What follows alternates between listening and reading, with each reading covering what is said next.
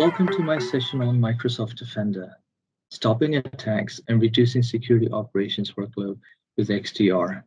My name is Mike, and I'll be your presenter for this session. Before we begin, I want to do a little introduction about myself.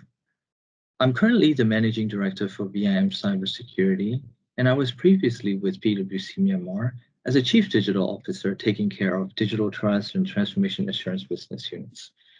I'm also a certified board director with Myanmar Institute of Directors, and I also volunteer and serve on the board of directors for British Chamber of Commerce in Myanmar. I hold various corporate governance, information security, and risk management certifications, as you can see here. Our team today will be Tian Yin, who is our security solutions consultant, myself, as well as Okacho, who is our technical solutions consultant. Our organization, BIM Group of Companies, wanted to digitally transform Myanmar by having 5 business units, namely BIM Consulting, BIM Advanced Technology Services, Engineering Solutions, BIM Trainings, and last not least, BIM Cybersecurity, which we will be doing the presentation today. Now, as we all know, we're in an era of unprecedented change. Many organizations face constrained resources as they navigate new business challenges. Virtually overnight, companies have seen the need to accelerate digital transformation, especially because of pandemics like COVID, right, which ensures that worker productivity and response to rapidly changing customer expectations. The expectations have changed. As the technology, business models, and overall landscape evolves, the way people work has fundamentally changed. We no longer expect to access a myriad of corporate resources solely from the office and on company-owned devices. Very much, complex in this environment. In many ways, every company is now a technology company, as said by the chief executive officer of DBS Bank. They said, we're not a bank, we're a technology company. So providing services for their customers and employees, technology become at the core of the foundation. And as security teams are also changed, and they are being tasked and charged with protecting an ever-growing digital footprint, or we call it digital estate. And they now face an added pressure to also cut cost. Now, taking all of this together, the trends that we have outlined represent a shared challenge to the IT security. Organizations find themselves responsible for protecting a crisscrossing web of technologies, and many of which may not be outright owned or managed by them, or even their partners. With so many devices, different user groups, and so much corporate data at risk, and traditional perimeter-based security controls and models simply doesn't work. You can't keep up with the sophistication of today's threats. And neither can they provide the visibility and control that they need to secure today's highly distributed and hypermobile network environments. So we can no longer believe everything behind the corporate firewall is safe. We can't assume that either. But we need a security model that is better adapts to the reality of the world that we live in. So how do we determine the risk that are exposed? Or are we even having any risk at all? We look at 3 different fundamental areas for an effective risk management and risk assessment program. We look at the people to ensure that there is an adequate education awareness or cybersecurity awareness is in place. We look at the processes and processes to ensure that there are adequate policies and standards that are being defined, and people know how to follow these policies without having to try too much. And of course, having a technology that works would definitely help, right? To ensure that the process has been effective in its implementation. When we look at the risk management lifecycle, an organization, a risk management program should be documented in a charter. Many organizations currently have a risk committee or risk charter that is in place. So what are the different components that we see in this risk journey? We see the asset identification. We need to manage our risk over time. We also need to have a life cycle activity of each asset, a digital asset that we have. The digital footprint needs to be carefully examined. We also need to support the overall business objectives without hindering too much with controls in place. Just enough and adequate controls so that the business can function and innovate. So we have risk analysis and risk treatment also in place of this risk management lifecycle. We can use standards, various standards that are internationally accepted, like ISO 27001 or NIST or ISO 31000, which is the risk management. Now, the risk management process is actually the risk identification, which comes in first. We need to really identify what are the risks that are currently the enterprise is facing. We will need to perform risk assessments. We need to determine what level of risk are we exposed to so that we can apply proper risk controls and procedures. And we can periodically review these risks, whether they still exist or they have been properly managed. So this is a very typical risk management process, which we will be using to adopt the XDR in the future. So the risk management program, the organization should establish some principles, the core principles that will enable the program to succeed. We need to have a predefined objectives. We need to understand what are our KPIs or objectives and key results, OKRs. We need to have a scope because every risk, you cannot be managing all the risk at all times. So we need to have a clear understanding of our scope. We need to have been given authority. We need to have a very clear lines of roles and responsibilities, and we need to have adequate resources given to this kind of program, and we need to have the policies that needs to be enforced. So with that, we transition into how do we move into a more technical approach of implementing such as zero trust.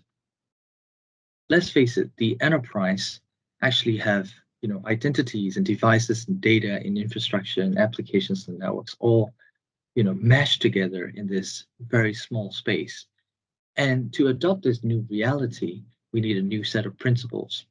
We move away from the assumption of explicit verification. We adopt a policy-based least privileged access model, which is known as zero trust. We design with the assumption that every element of your system can be breached. So there are key principles of zero trust. The zero trust provides a modern security framework to manage the complexity of today's organization that we talked about earlier. A holistic approach to zero trust should extend through the entire digital estate, not just small fractions and silos. And it should serve as an integrated security philosophy and as an end-to-end strategy. You can do this by implementing zero trust controls and technologies across 6 foundational elements, which we talked about earlier. Now, cybersecurity as a business value driver will be the task of all the chief information security officers and even chief information officers of today. They include managing the budget or managing the return of investment or return of equity on what are the security investments that we have been delivered. We need to improve our workloads on security. We need to also increase the incident response and even to classify which constitutes an incident. And we need to streamline our internal processes. We need to also avoid the costly mistakes and efficient performance needed to perform using automation, right? So these are going to help us to manage our expenses and losses, managing the trust that we have with our customers, as well as to contain the damages, the impact that we're going to be facing from cybersecurity breaches.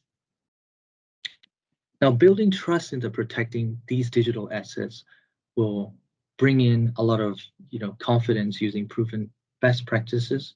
We need to have actionable, simple to use, deep technical resources to design workloads that is showing the results, and basically knowing where to focus to optimize the workloads. Now, Microsoft Defender is able to achieve the extended detection and response capabilities because it allows you to do what we have discussed earlier. You're able to identify the identities of the people, devices, and all the entities and digital assets you have within the organization, the digital assets. You're able to see the visibility on all the devices and internal workings. You have visibility into the data. You have visibility and manageability of your infrastructure, as well as applications and network. Now we have Microsoft 365 best of breed security products that is serving the purpose end to end. Because identities can be managed by Microsoft Defender for Identity, endpoints right now can be managed by Microsoft Defender for Endpoint, and cloud apps can be managed with Cloud Apps Security or CASB. And then we have user data, which is a Microsoft Defender for Office 365. Now, please take note of some of the changes here with the previous names that are listed in the color below. We shift from individual silos to coordinated cross-domain security, providing the visibility end-to-end and the ability to manage the security incidents become greater with this a suite of products. Now, Microsoft 365 Defender is actually an automated cross-domain security feature. You can also see that from a Gartner Magic Quadrant in 2021 May, that Microsoft is leader in the endpoint protection platform, surpassing all these vendors that are listed here. And it is actually a unbelievable feat within a couple of years that the endpoint protection has significantly improved, and it has product becoming a top product or the leader in this Gartner chart. It is very hard to achieve, and I think because of that, we're able to demystify some of the things like saying why Microsoft is the leader today, it may be that a lot of people can assume that there are other products out there, but Microsoft leads the way.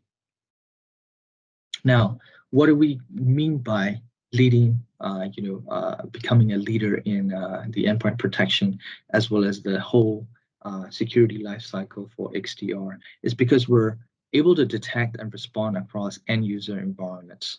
What do we have? We have just now the earlier we talked about the 6 areas that we need to look into building zero trust. And Microsoft 365 Defender does exactly that, right? Number 1 is stop attacks before they occur by reducing your attack surface, which is the number 1 most important thing. Prevention is better than cure. Now, when it even having some sort of attack has able to breach in, we're able to detect and automate that across domains and integrating that threat data for a rapid response. And even if it is an unknown malware or ransomware, we're able to detect using the behavioral analysis and using things like AI and machine learning. Now we have, if we're going to do a hunting across domains and creating custom tools using the unique experience and expertise, this is where this tool shines, right? We are able to also view alerts and remediate across the Microsoft 365 environment in a single dashboard. So these are the advantages that we have here. Excuse me. Now we have a cross-domain protection by having a Microsoft 365 Defender with Azure Defender, so that it completes the circle by providing not just the endpoints, but also the cloud resources that we have in the enterprise. Microsoft Defender is actually being able to do and perform extended detection and response because of this cross-domain protection mechanism. It will intelligently detect and respond from Azure and hybrid workloads. By looking at the SQL, the server VMs, the containerization, because these days we're not just looking at the mobile devices or laptops or servers or PCs or workstations. We're looking at things like IoTs. We're looking at cloud native services running in containers, right? So all of this will be able to be given intelligent detecting and response and proper response programs. Now, The extended protection on on-prem and multi-cloud for virtual machines and SQL database using Azure Arc is possible. And with the prioritized alerts, focus on what matters the most. Now that's become a really relevant response plan. Excuse me. Now, Azure Sentinel, which in our previous presentation, you have seen that it is an excellent SIEM tool to have a cloud-native, any data, any entity, using multi-cloud, as well as more than 100 partnerships using Microsoft Intelligent Security Association, right? Those are all the partners from cybersecurity industries that we can ever think of. It's a very cloud native, very much a cloud native, using any data, using artificial intelligence, sifting out through from millions of logs, and then using automation to basically respond to the threats. Now, we want to gain insights across the entire enterprise and visualizing and investigate the entire attack chain with the cloud native SIEM. The Azure Sentinel will collect the data. It will detect if there's anomaly against multiple runbooks. We're able to do the investigation through various methodologies, and we're able to respond to the incident effectively. Later on, we'll be showing a demo regarding that, right? So we collect the security data at the cloud scale and integrate with the existing controls and leverage the AI, et cetera, as well as responding rapidly with the built-in orchestration and automation tools. Now, we have a case study here. We'll be doing this in a live demo soon. Now, we have a security operations center responding to an attack using Microsoft Defender. We have established BIM Cyber Command Center. So essentially, it's based on NIST's framework on identifying, protecting, detecting, and responding to threats, including advanced persistent threats that these days are very common. Now, with the identify, protect, detect, and respond capabilities, we need to firstly look at how do we engage with our clients in terms of our well-architected engagement workflow. First and foremost, the first step is to actually know your customer in context. What are they really looking for? We're the service providers and solution providers, but in order for us to provide solutions, we need to actually understand our customers' real problems, right? So we envision it, we will validate our solution, we will commit to our solution as well as an implementation and onboarding our customer to use the products and services and solutions, and then we'll realize and we'll deliver the value. Remember my earlier slide about cybersecurity as a business value driver. That's exactly what we're trying to do here. Now we have key outcomes that we wanted to achieve by having opportunities really identified, and then we bring in our solution architects and resources to do an examination of the current security landscape and posture. And oftentimes in my next slide, as what I'll be showing, you can see different silos of different products, security products that are embedded within the organization, which actually hinders the detection and response capabilities.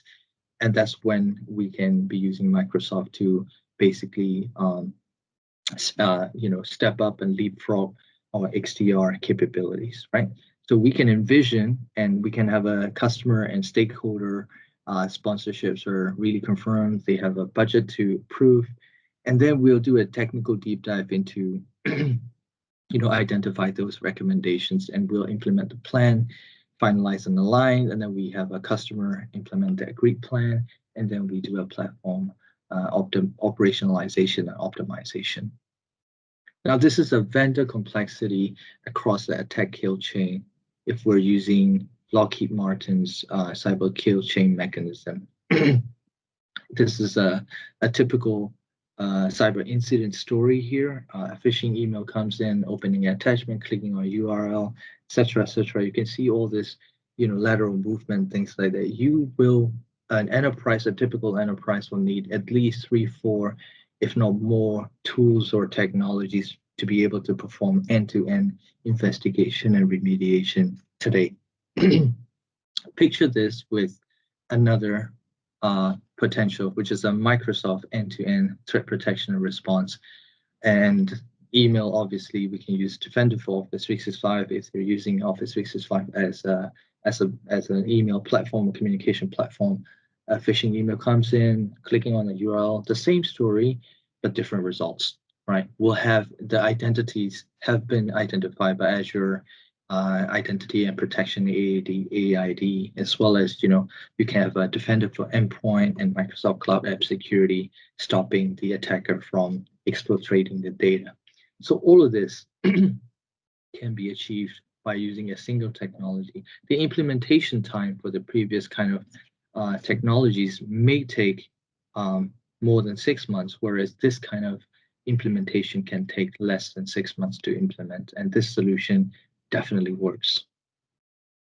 You can see that Microsoft 365 Security has consolidated all the dashboards and started having this portal, Defender Unified Portal, which, if you have a Microsoft 365 E5 licenses or any individual products of E5 license, you are able to see this dashboard.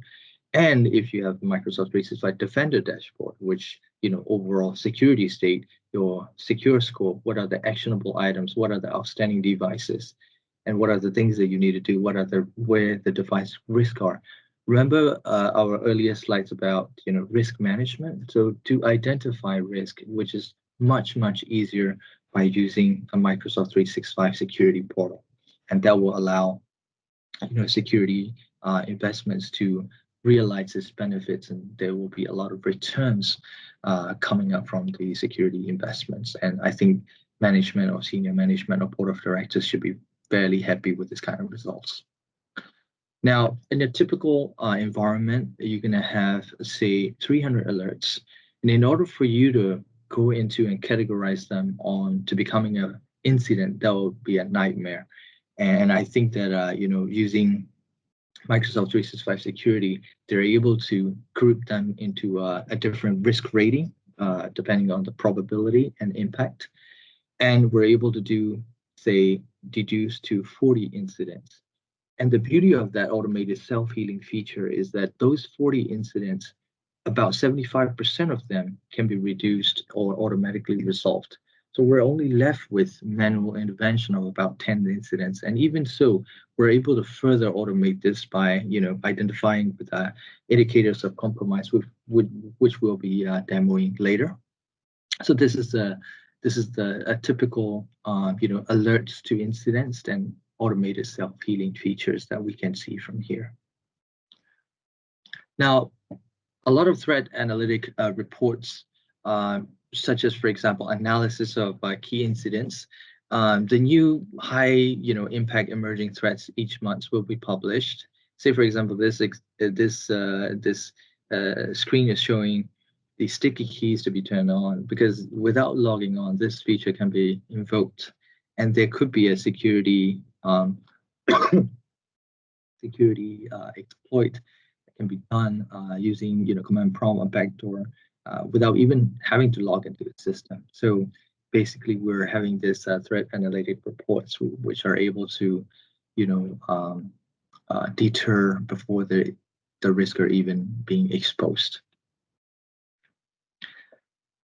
Further into our case study, you can see that an attack story illustrated by having a very generic user called Bob, right? Bob is receiving a phishing email, and then he clicked on the document, and then the document actually invoked a URL or some sort of active script, runs the script, downloaded a malicious file, tried to install malware and connect to a C2 server, CNC server. And then the Metapredator shell will run and start the data exfiltration, stealing credentials, etc., etc. In here, you will see the green lines are actually the ones that the logs will be collected by the SIEM product, which is Azure Sentinel. The logs also comes from Microsoft Defender for Identity, so you can see it here. whereas the blue lines represents the Microsoft Defender for Endpoint, the XDR capabilities. What it means is that it will be able to isolate the device, an infected device. It will be able to run the antivirus. It will be able to restrict application execution and blocking them.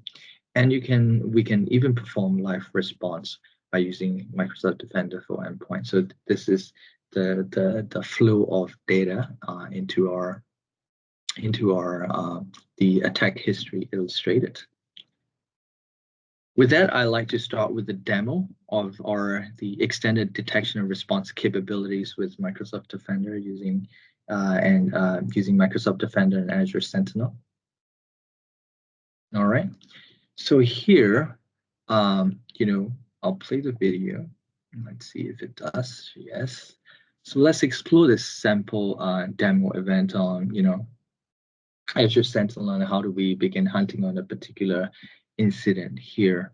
You can see that by looking at the incident, you can see there are two new incidents, multi-stage incident involving execution and defense, as well as multiple threat families detected on one endpoint. And obviously, we look into the security center and identifying through the noise what's important with the use of security alerts from the security center.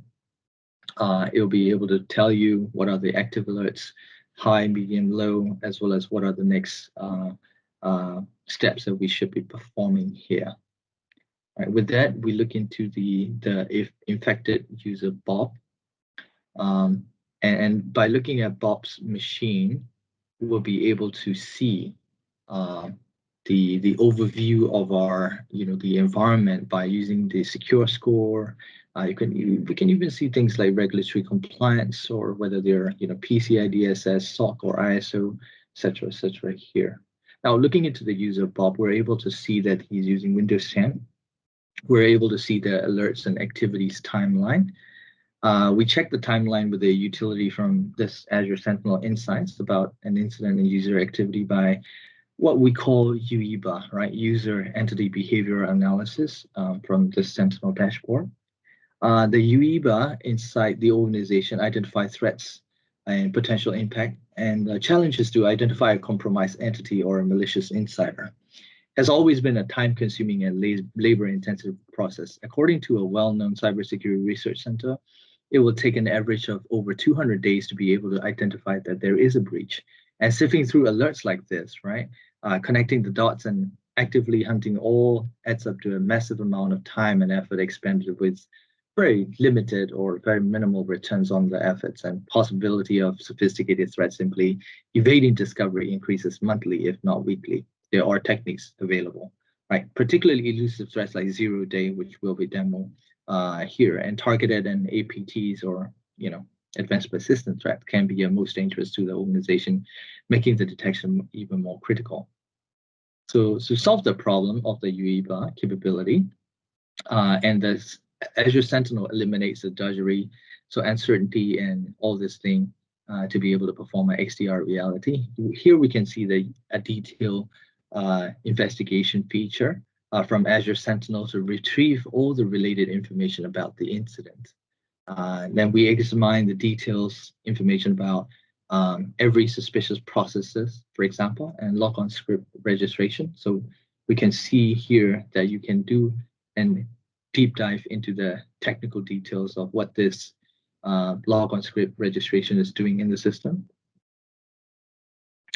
We also look at the precise necessary information occurred using the Coastal Query Language, or KQL, where analysts can hunt all the required data for investigation. Bear in mind that KQL is scriptable, which means this will be your detection language, or detection rules can be a value add to your customers as well. So as a system integrator, you'll be able to do that. When we look at the Microsoft 365 Home, you see the threat analytics feature, which we talked about earlier, right? Using inside the Microsoft 365 Security Center. So to conduct the latest threats that can give high impact and threat summary through alerts for the entire organization, the latest threats, the high impact and the threat summary. So we do not have any threats alert with the active alerts here. You can see the threat management capabilities and email security. For example, if these vulnerabilities are indeed present in your environment or organization. By looking at the dashboard, you can further see the threats and vulnerability management in terms of the summary for your exposure score. Right now, the exposure score is 16, and we have an improved score, and the remediation activities or top vulnerabilities that you wanted them to see are all listed here. You can also see the top events, like the new configuration was added to the security controls, etc. Right? Now, by looking at how do we do XDR, so remediation becomes, these are the proactive things that we can do to block JavaScript from running, block Office applications from running with highly impacted potential threats. So here you can see Bob is actually being infected, and he has a lot of things going on here. One of which is, of course, to be listing down his high risk activities. What are those? And to going into the details of either by category, we can sort it by category, or we can sort by severity. And we can see that by looking at it, there is an anomaly detected in the ASEP registry, which stands for Auto Start Extension Points. Whenever Bob reboots, it seems that this malware, the zero-day exploit, which we specifically created for this event, you can see that it has modified the registry. It has added some of the registry run keys in the startup folder and things like that. So you're able to go in and see using MITRE attack framework. Right, so it will have a better coverage and integration of Microsoft Defender for endpoints and Microsoft Defender for Office 365 here. So these are very much the detections that we can perform using the Microsoft 365 security. And we can also see the detailed timeline when it was executed, when it was loaded into the memory, when it was being stored on our storage system, and so on. Right. By looking at the alerts here as well, that you can see that this particular suspicious zero-day attack has dropped a file. So basically, we can manage this alert by identifying it and what kind of classifications that we wanted to have, as well as what kind of comments that we wanted to classify it for. So let's go ahead and identify what kind of alert is this. So it's a suspicious registration of logon script. Obviously, this is highly unusual activity. We can see this is in progress, and it is not a false positive, it's a true alert, and it could be a malware. So we can identify that and we can save it here.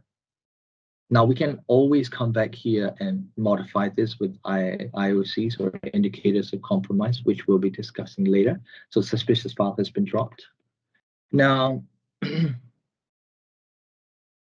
we can perform live response, which allows the SOC analyst to investigate and handle threat in real time using a remote shell session. So we can run basic and advanced commands to investigate. For example, downloading the malware sample. For example, this particular ignite zero-day.exe, we want to download it, run it in a sandbox environment, and we wanted to perform what kind of tasks they're doing. We want to do investigate further. We want to do a reverse engineer, things like that.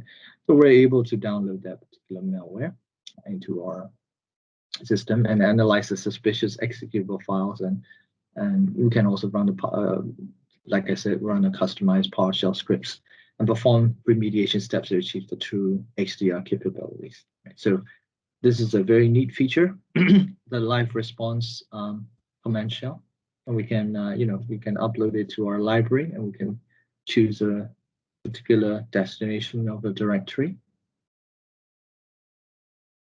we can save it here. Yeah.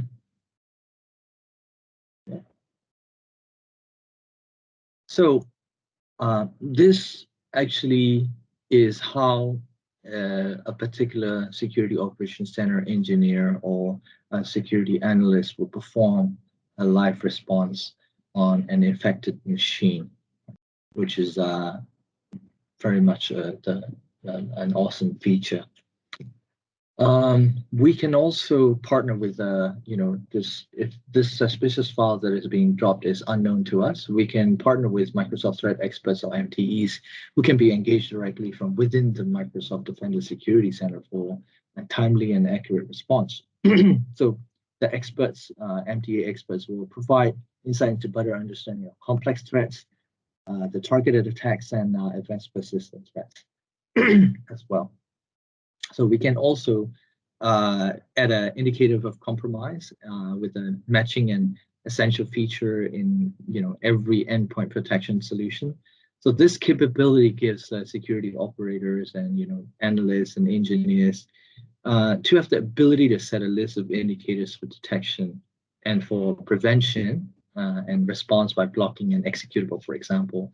So we can add custom IOCs for the new form of malware, including ransomware, the payload, and targeted attacks to prevent further threats into the organization. As you can see here, we can just click on the add indicator. That's a 4-part steps that we need to do. So we can name the indicator as a 0-day give me a moment. We wanted to do a 0-day attack. Data 0-day.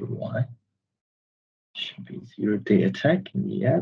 And then describe the indicator description. You can put it in there. So basically, it's actually a malware. We can create next. And what kind of actions you want to do with this indicators compromise? We can say alert and block, or you can just allow only, or you can say alert only. So alert details, we can say, we can do a historical matching, or if not, then we can do a severity. We believe that this is a very dangerous malware. So in that case, we'll put it as high. And in terms of the category, we can say it is actually a malware. You can change from a number of different possibilities here. And then you can do a catch here, and you can apply this policy of the IOC response to all, right? And then you can do all machines, and you can do apply.